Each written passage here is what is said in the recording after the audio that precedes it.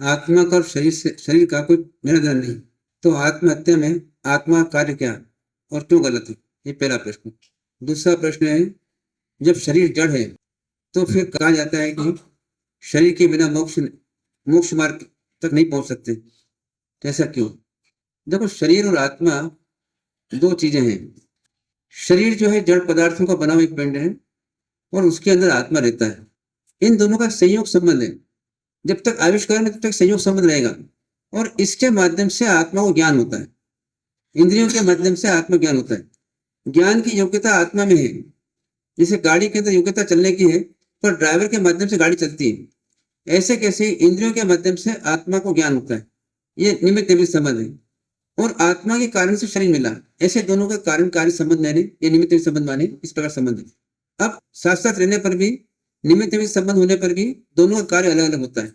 आत्मा जो है वो भाव करते रहती है पर आत्मा नहीं हिला सकती। आत्मा स्वयं हिलते हैं और आत्मा भाव करती है।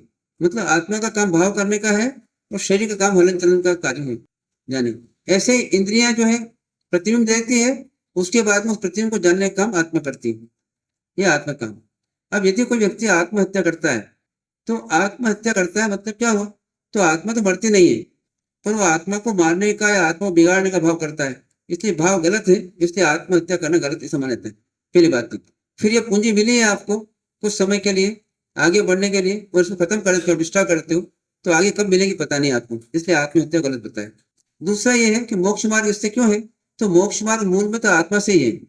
आत्मा को अपने राग निकालना है, पर उस मोक्ष मार्ग का ज्ञान इंद्रियों के माध्यम से इसको मिल जाता है, जिससे कि आगे सोच करके अपने आत्म कल्याण कर सकता है। इसलिए शरीर का महत्व भी है, आत्मा का महत्व भी है। दोनों का महत्व है, लेना देना नहीं, ऐसी बात नहीं है, पर दोनों संयोग है। इस संयोग में हम अपना काम कर लें, हम इसके पीछे पड़े रहते हैं इसके काम में, इसलिए इस छुड़ाने के लिए आप क्या बोलते हैं, इसका मतलब नहीं है अब अपना काम करो, पर अपना काम करने के लिए इसका सहयोग रहता है। इसलिए इसको भी खत्म नहीं करना है, आत्महत्या नहीं करना है और शांति से जी करके और अपना कल्याण करना है। शरीर को देवता को मिला है, देवता को तो मोक्ष नहीं है। शरीर देवता को मिला है पर वो उतनी कषाय बंद नहीं कर पाते, ये उनकी कमजोरी है। इतना वैभव मिल जाता है, जैसे अभी आपको इतना वैभव मिल गया तो आप इसको छोड़ नहीं पाते, है ना। आपको पैसा मिल गया, पत्नी मिल गई, परिवार मिल गया, सब मिल गया, आप छोड़ नहीं पाते। ऐसे वो भी क्या होता है, उनको इतना वैभव मिल जाता है, छोड़ नहीं पाते, ये उनकी कमजोरी है। इसलिए उनको मोक्ष मार्ग नहीं मिलता। मोक्ष मार्ग चौथा स्तर तक पहुंच सकते हैं, समझ में आ सकता है उनको, पर जीवन नहीं जी पाते क्योंकि छोड़ नहीं पाते, इतना राग ज्यादा है उनका। शरीर संबंध नहीं है उसका, अपने राग संबंध है।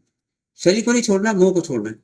पर शरीर के माध्यम से जो आत्मा का विकास होता है वो अपना विकास मिला है, देवता उतना विकास नहीं मिलता है।